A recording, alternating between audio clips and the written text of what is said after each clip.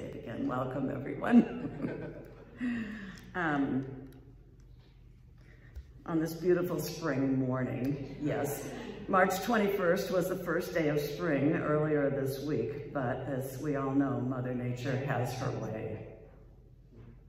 Our minister here at the North Chapel is on sabbatical until mid-April, I believe, and we are fortunate to have Helen here, we have our fingers crossed, from Cover to tell us more about Cover and their important work and her journey from being an environmental lawyer in a private firm in DC to working for a nonprofit in White River Junction. So I'm excited to learn more about both Cover and get to know Helen.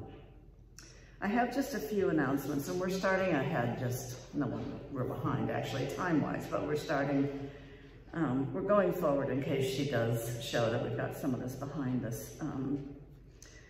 I was going to, Tatum, invite the children to do the chalice, but maybe you and Taylor could do it, or do we have, what? We could do it. Yeah, that would be wonderful.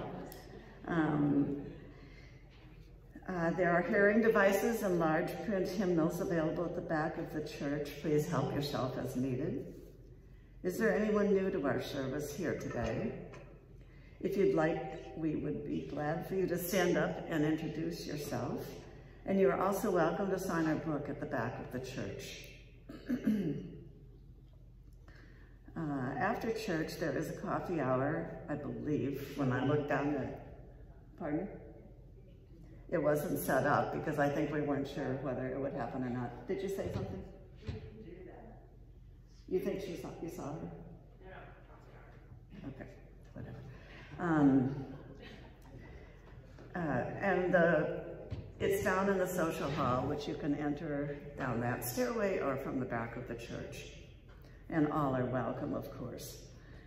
And then immediately following the church, our Social Justice Committee is having a meeting in the parlors, and all are welcome to attend that. A couple things to mention. Easter flowers are being organized by Fran Lancaster and Ann, and there's a note about it, and there's a note about it in the bulletin. So please see one of them, as well as Mary Ann's been working on looking at setting up the altar for Easter next Sunday. Another thing I want to mention, which is in the bulletin as well, is our auction. And there are some things along here that are on display that are available through the auction. I don't know exactly what the numbers are for the auction, but I know that I believe we're over halfway in getting to our goals for the auction. And we have another week or so. But there's more information about all these things in the bulletin. And was that Helen who came in? No. The opening words today are from John O'Donohue, A Morning Offering. May the blessing of light be upon you, light without and light within. May the blessed sunlight shine upon you and warm your heart, till it glows like a great peat fire, so that strangers may come and warm themselves, and also a friend. May the light shine out of the eyes of you like a candle set in the windows of a house, bidding the wanderer to come in out of the storm.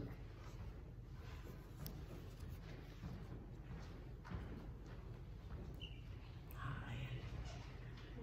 Are you Helen? We're so glad to have you here.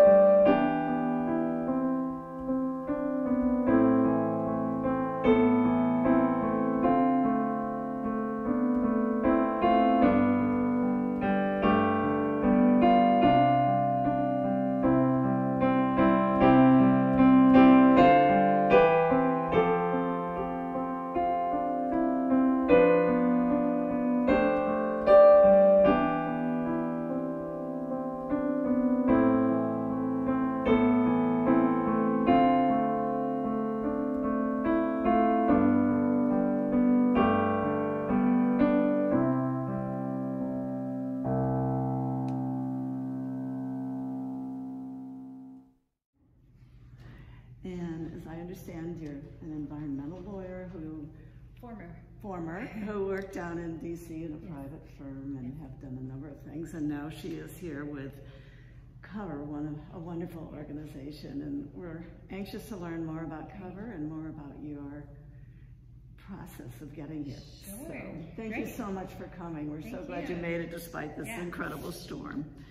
And the microphone is on. Okay, great. You might have to adjust. Sure. So just raise your hand if you can't hear me. I was hoping this would not be become my third attempt, because the first time was last July, right after the flooding, the rainstorm, and I arrived and I did pivot and talk about just climate and housing, and it just didn't feel right to talk about myself at that time when there was so much destruction. And we had a storm yesterday, and so I promise I will not pivot today, and I will stick to my topic. I think I am gonna just keep my phone here so I keep an eye on the time. I am a member of Toastmasters. For folks who don't know, that's a public speaking club, and keeping your time is a sign of respect for the audience. So that will be what I do. So I suspect why I was invited to talk was because folks were interested in this journey that I took from being a lawyer to where I am today. And I was trying to think about what would feel relevant to folks, and where I kept coming back to was that the journey I took wasn't unique in and of itself, that we are all capable of taking our own journey, and we are all on a journey on some path. I think it may look different for some folks. It is more tangible. Like for me, I moved a great distance, and I'll share that in my story, and I changed careers pretty drastically. But the journey can also take the form of self-reflection and relationships and transformation, inner transformation. So the takeaway shouldn't be that there's something special that I've done, but that it's all something that we are on a journey on, and it's something that we're all doing, and it just looks different for everybody. Folks okay hearing me? Okay, it's nice, I don't have to actually project my voice. So I was, when I started at Cover in about 2.5 years ago, I got a call, and it was the call that I probably will never forget. The organizer of the TEDx talk in Woodstock called and said, hey, you know, we're doing a topic on community, would you be interested? And I was trying to think about why she called me. I was a member of Toastmasters by then, and the mantra is always, if someone invites you to talk in a public setting, you say yes. Because there's no better way to practice than to do it before a live audience. Coming and talking before an audience is not something that comes easily to me, but I felt like I had to, and so I said yes. And the topic was community, and I was thinking, you know, Cover's mission is to foster hope and build community, so I guess she wants me to talk about Cover. And as we were talking over a couple of weeks, she said, you know, the talk that really engages people is when you talk about your personal story, because we all want to hear a good story. And I really had to just dig deep and get to the heart of what my story is and that connection to community. And it was a really hard, it's a very personal story.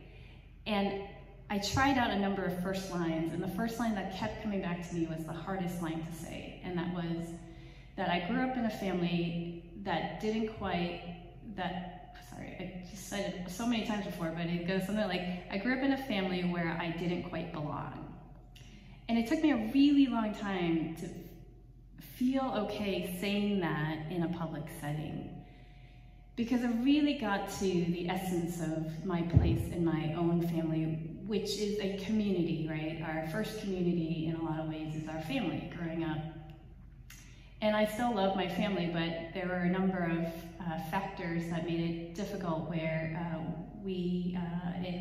I felt like someone that was more of an observer than an integrated part of that family. And to just touch on that lightly, you know, we immigrated when I was 2 years old from Korea, and There were a number of reasons for that, but what that meant is that my parents grew up in a different country. They were college educated. They had their own hopes and dreams for why they moved to the US. And my brother and I were expected to speak Korean at home. But we were growing up in a culture and a school system where English was the language that we were trying to master. And so we never quite, my Korean is at about a 4th grade level. And as an adult, trying to communicate with my parents on meaningful topics was limited. So there was that reality of there's only so much we can actually say and understand with each other. And then culturally, they had some expectations and an idea that the way for me to be happy was really to marry someone who was ideally a Korean doctor. And that was really, once that was all set, I would be okay. And I just had a lot more ambition and more I wanted for myself. And ultimately, I wanted to make some kind of difference in the world. But they also had given a lot up to leave Korea. They left their families, they left a pretty comfortable job that my dad had, and they were living and earning, they were working in a retail environment, and having job security was really important for them. And for all these reasons, I ended up at law school, and I went to a law firm for about 3 years, and my parents thought that was the epitome of success, and I hadn't yet met my future Korean doctor husband, but they were sure I would, and I was in this corporate law firm with a nice paycheck, working in a pretty prestigious place, and they thought, all right, she's made it. She's reached that American dream. And this is where I kind of keep thinking, like, how did I get to a point where I realized this was not my life anymore, right? And I think I have a couple of theories on that, but there's this theory of push-pull, right? What pushes us to leave our comfort zone and what's pulling us to a new life. There was enough happening in that law firm, well, not enough happening where I was doing good work, I enjoyed my colleagues, but the benefit was really to big companies. And at the end of the day, if I stopped doing my work, the companies could just go to another law firm. And what was missing was the actual meaningfulness of my work, and how does that actually impact and change someone's life.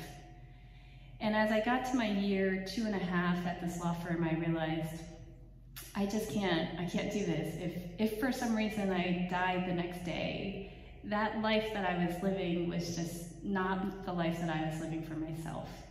So I made the hard decision of telling my parents, and this was probably the worst news that they ever got, and they were like, why would you move to Vermont? What is there to do? But there was the pull. The pull for me was that I wanted something a little more quiet. I had grown up in cities my whole life, and I wanted a little separation from my family and the community I had grown up in. There was some great skiing at the time. I really loved skiing. I loved being in nature. And I love the small town feel. When I was first driving up to Vermont, I remember as you come up I-91 and all the mountains were there, and it hit home that I actually finally felt like I was coming home. This felt like a place where I belonged, even though I was leaving my family. And that was sort of the tension that I was trying to figure out as I was working on my TEDx talk, is how could it be that I was coming to a place that felt so at home when I had not actually grown up here and I didn't have a family connection or anything here. And I really think that sometimes that path that we choose to take doesn't look the way others think it should look. The first community, and so this part ties into my TEDx talk, is the first community that I actually found was at Cover.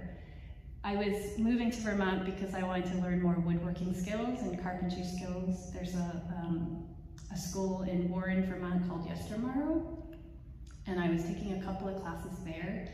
And Cover was a way for me to actually keep practicing those skills that I was learning. But what kept me coming back to Cover was the lunches. A, because I didn't have to make the lunch, but B, because it was this intentional opportunity to actually meet other people and get to know each other. And there was something really special about that. And as I stayed involved with Cover, first as a volunteer, and then later as a board member, and then now as a staff member, it's that connection, that potential to create a new community and to meet new people that keeps me coming back to my work. I'm not much for standing up anywhere to teach someone a lesson, but my life lesson has been for me that a community is possible anywhere we go, whether we're the person who's new or whether we're a member of that existing community and we're inviting someone in. That essentially if you have 3 elements, that anything is possible. And the first 2 is a shared intention. So the person in that community has to invite the other person in, so that intention to be welcoming. The other intention is the intention of the new person to want to be part of this community or just to get to know them, right? So a shared intention. I think the harder part where many of us can get stuck is the third part, which is the courage, right? Is we have to have the courage to actually show up in a place of discomfort.